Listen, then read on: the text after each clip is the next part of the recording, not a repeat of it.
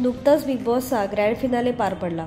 त्यात fan favourite सूरजने ट्रॉफीवर आपलं नाव कोरलं आणि सर्वांचा जीव भांड्यात पडला।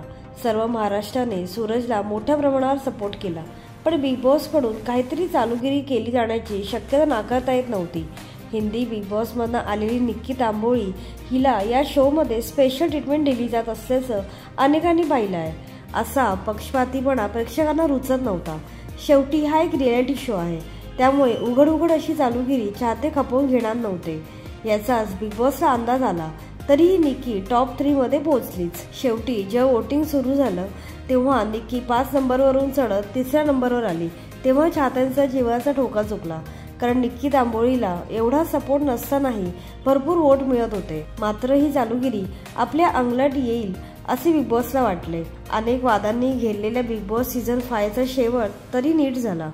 सूरज चव्हाण विजेता होणार ह्याची चर्चा सोशल मीडियावर होती। त्याला महाराष्ट्रातील सर्व भागातून जोरदार सपोर्ट मिळत होता।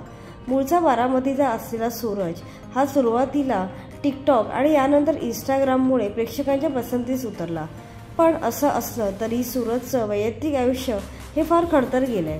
सूरज लहान असतानाच त्याच्या आईवडिलांनी जगाचा निरोप घेतला। घराची परिस्थिती बेताची असल्यामुळे त्याला केवळ 8वी पर्यंत शिक्षण घेता आलं। सूरजला 5 बहिणी असून त्याच्या मोठ्या बहिणीने सूरजचा सांभाळ केला। आता सूरजने थेट बिग बॉसच्या ट्रॉफीवर नाव कोरलं आहे। फिनालेसाठी रितेश देशमुख परत आला आणि सूरज विजयी झाला। त्यामुळे केवळ 70 दिवसात आटोपलेला या बिग बॉसच्या सीझनचा निदान शेवट तरी गोड झाला।